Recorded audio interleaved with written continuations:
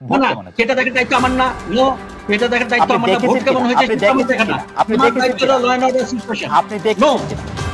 তিনটি কারণে জেনারেল আজিজ এবং বেনজির আহমেদের বিচার প্রক্রিয়ায় হাত দিয়েছে সরকার। প্রথম কারণটি হচ্ছে, আসসালামু আলাইকুম ভিউয়ার্স, দেশ ও দেশের বাহির থেকে যারা আমার ভিডিওটি প্লে করেছেন জানাচ্ছি আন্তরিক শুভেচ্ছা ও অভিনন্দন। আশা করি সবাই ভালো আছেন, সুস্থ আছেন, আলহামদুলিল্লাহ। তো ভিউয়ার্স, এবার ধরা খেয়ে গেলেন সেনাপ্রধান জেনারেল আজিজ এবং এদের কারণে সরকার অতি বিলম্বে মার্কিন নিষেধাজ্ঞা সহ বিভিন্ন শাস্তির আওতাভুক্ত হতে যাচ্ছে বাংলাদেশ প্রধানমন্ত্রী। কেননা যেভাবে মার্কিন নিষেধাজ্ঞা ঊর্ধ্বতন নেতাকর্মী সহ আওয়ামী লীগের সেই স্বৈরচার শাসকদের উপরে শুরু হয়েছে, তাতে করে অল্প সময়ের মধ্যে বিলীন হতে যাচ্ছে আওয়ামী লীগ। আসুন বিস্তারিত জানবো রিপোর্টে। সো ভিডিওতে যাওয়ার আগে ছোট্ট রিকোয়েস্ট করবো, যারা এখনও চ্যানেলটি সাবস্ক্রাইব করেননি, নিয়মিত দেশের সকল আপডেট সবার আগে জানতে অবশ্যই চ্যানেলটি সাবস্ক্রাইব করে পাশে রাখবেন। দর্শক আসুন স্ক্রিনে। নির্বাচন দেখেছেন, বাংলাদেশে এত ভালো নির্বাচন আপনারা দেখেন নাই। ইফ আই কারেক্টলি রিমেম্বার, আপনি কি এই বক্তব্যে স্ট্যান্ড করেন নাকি আপনি otherwise then you are in uniform, that's why you had to tell this thing? No, শুনুন, আমাদের কিন্তু বিভিন্ন নির্বাচনে অংশগ্রহণের অভিজ্ঞতা এটা কিন্তু অনেক। আমি যখন ক্যাপ্টেন ছিলাম, আমি যখন লেফটেন্যান্ট ছিলাম, তখন এই ধরনের নির্বাচনে অংশগ্রহণ করেছি ক্যাপ্টেন, মেজর, লেফটেন্যান্ট কর্নেল হিসাবে এবং সাবসিকুয়েন্টলি। তো আমার কিন্তু নির্বাচনে বিভিন্ন জাতীয় নির্বাচন, অন্যান্য নির্বাচনে সেনাবাহিনীর সদস্য হিসেবে বিভিন্ন ক্যাপাসিটিতে আমার অংশগ্রহণের ব্যাপক অভিজ্ঞতা রয়েছে। আপনি দেখেন, কম্পেয়ার করেন যে এই 2018 যে ডিসেম্বরে, 30 ডিসেম্বরে যে ইলেকশন হয়েছে এবং অন্যান্য গুলাতে যে ইলেকশন হয়েছে, ইলেকশনের দিনে কোনটাতে সবচেয়ে বেশি হলো ক্যাজুয়ালিটি হয়েছে বা এই ধরনের হয়েছে, কিলিং হয়েছে, অন্যান্য জিনিসগুলো হয়েছে। ভোট কেমন হয়েছে? কম্পেয়ার উইথ ভোট কেমন হয়েছে জেনারেল? ভোট কেমন হয়েছে? ভোট না, কেমন হয়েছে? সেটা দেখার দায়িত্ব আমার না। নো, সেটা দেখার দায়িত্ব আমার না। ভোট কেমন হয়েছে আপনি সেটা আমার দেখেছেন দেখা না। কিনা? আপনি আমার দেখেছেন দায়িত্ব হলো কিনা? Law and order situation. আপনি দেখেছেন কিনা? আপনি এটা মন্তব্য করেছেন ভালো নির্বাচন না হয়েছে। না না, জাস্ট এ মিনিট। আমার দায়িত্বটা কি? To ensure, assist others to maintain or ensure law and order situation. আপনি, I will talk on law and order situation. Vote কেমন হয়েছে, আপনি যদি এখন যদি ভোটার যদি না যায়, আপনি যে ক্যান্ডিডেট যদি বাসায় বসে থাকে, আপনি যদি ক্যান্ডিডেট সিলেকশনে যদি যেতে থাকে, আচ্ছা সেদিন বলেন যে তাহলে যখন হলো ডক্টর কামাল হোসেন সাহেব যখন হলো কয়টার সময় গিয়েছিলেন ভোট কেন্দ্রে, হোয়াট ওয়াজ হিজ কমেন্ট? দুপুরের আগে। ফখরুদ্দিন না, ঠিক আছে, আলমগীর সাহেব যখন আপনাকে সেগুলো নিতে হবে। 11টার সময় উনি কি মন্তব্য করেছিলেন? আমরা তাদের মন্তব্য অনেকবার শুনেছি। আমরা আপনার মন্তব্য শুনতে চাই। আপনি মনে করেন যে সেই নির্বাচনটি ভালো হয়েছে? আমরা তাদের মন্তব্য অনেক শুনেছি। আপনি মনে করেন?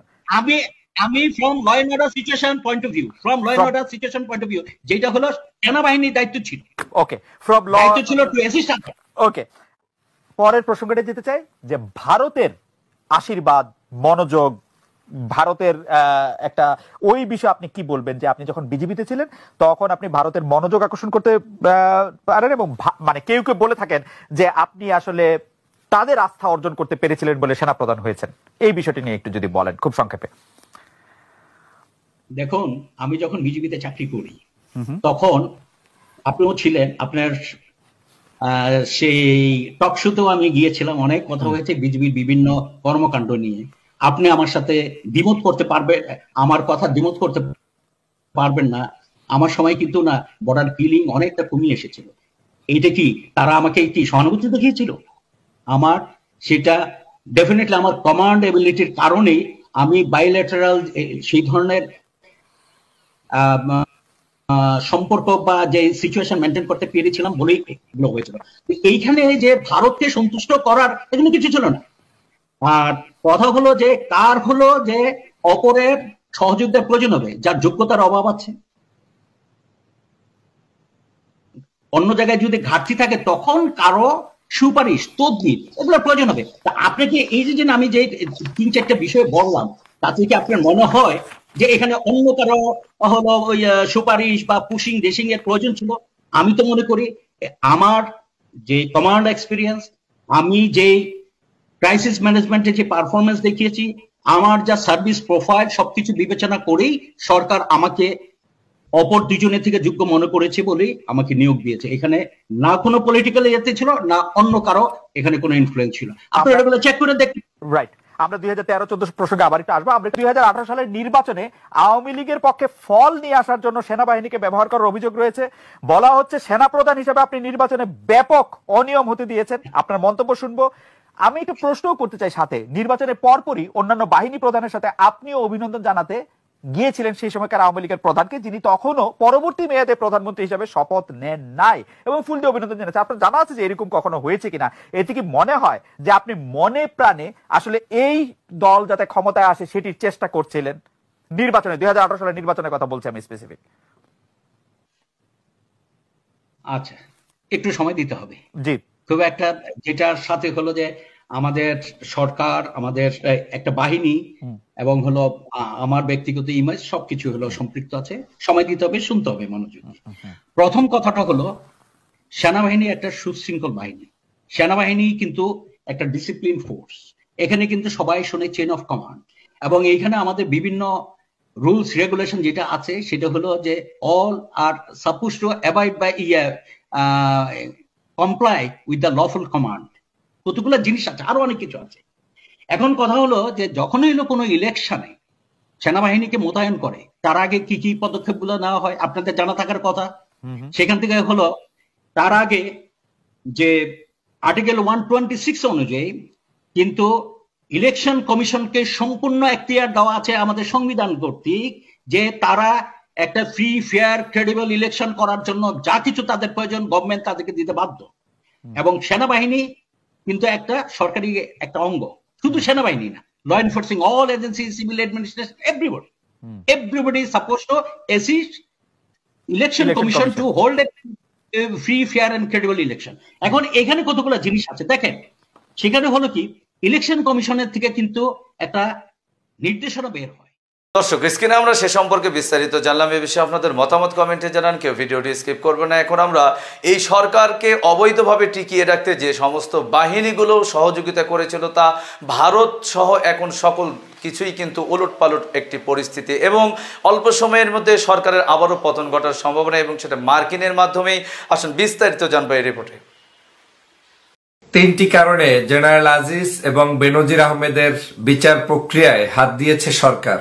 প্রথম কারণটি হচ্ছে এই সরকার বহির্বিশ্বে দেখাতে চায় যে জেনারেল আজিজ এবং বেনজির আহমেদকে তোমরা যে নিষেধাজ্ঞা দিয়েছ সেই নিষেধাজ্ঞাকৃত ব্যক্তিদের বাংলাদেশে আমরা সুষ্ঠু সুন্দরভাবে বিচার করতে সক্ষম, তাদেরকে বিচারের কাঠগড়ায় দাঁড় করানো হয়েছে, এবং এই বিচার প্রক্রিয়ার মধ্য দিয়ে তারা প্রমাণ করতে চায় যে বাংলাদেশে সুষ্ঠু সুন্দর বিচার হয়, এবং সেই বিচারের কাগজপত্র বিদেশিদের কাছে প্রমাণ সাপেক্ষ দেখিয়ে তাদের উপরে, র্যাবের উপরে এবং সেনাবাহিনীর উপরে ভবিষ্যতে যে ধরনের নিষেধাজ্ঞা আসার সম্ভাবনা বা তাদের উপরে যে মিশ্র প্রতিক্রিয়া রয়েছে সেখান থেকে তাদেরকে উদ্ধার করাই হচ্ছে সরকারের এখন মূল কাজ।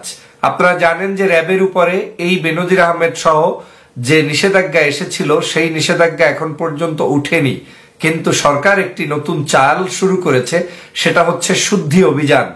তাদের নিজেদের মধ্যেই নিজেদের এই অভিযানকে পরিচালনা করে তারা সামান্য সময়ের জন্য এই ব্যক্তিদ্বয়টিকে কষ্ট দিয়ে তারপরে তারা তাদের মূল মাকসুদ পূরণ করতে চায়, তথা তাদের যে মূল টার্গেট সেটা হচ্ছে আজকের এই র্যাব এবং সেনাবাহিনী এটাকে যাতে নিষেধাজ্ঞা মুক্ত করা যায়। দ্বিতীয় কারণ হচ্ছে শেখ হাসিনার এবং শেখ হাসিনার পরিবারের আপন আত্মীয় স্বজন, সজীবদের জয় সহ যে সকল দুর্নীতিগ্রস্ত ব্যক্তি রয়েছেন, এই দুর্নীতিবাজদের নাম হিডেন করার জন্যই শুধুমাত্র চাকর বাকরের নাম সামনে নিয়ে আসা হয়েছে, যাতে করে বাংলার অগণিত সহজ সরল মানুষকে বুঝিয়ে তোলা যায় যে শেখ হাসিনা হচ্ছে বাংলাদেশের সবচেয়ে একজন দুর্নীতি মুক্ত সরকার প্রধান। তিনি সকল দুর্নীতিবাজদের শায়েস্তা করেন, তিনি তার ঘরের এই কাজের বুয়া, চাকর বাকর, মালি, ড্রাইভার এদেরকে একটু শাস্তির আওতায় এনে মূল নাম সজীবদের জয়, শেখ হাসিনা, শেখ রেহানা, তারপরে ববি, তারপরে তার মেয়ে পুতুল, এদের সকল দুর্নীতি, বেয়াই আত্মীয় স্বজন, মামাতো ভাই, ফুফাতো ভাইয়ের দুর্নীতিগুলোকে গায়েব করতে চায়, মানুষের কাছ থেকে দৃষ্টিগোচর করতে চায়।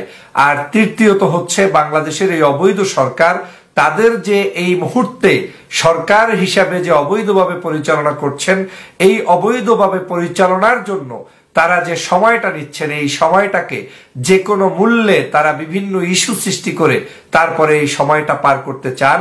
আর এই সময়টা পার করতে হলেই তাদেরকে কিছু কিছু উদ্যোগ গ্রহণ করতে হবে, যেই উদ্যোগে সাধারণ মানুষরা খুব হাতে তালি দিবেন, কিন্তু বাস্তবতা হচ্ছে আপনারা আসল উদ্দেশ্য ভুলে যাবেন।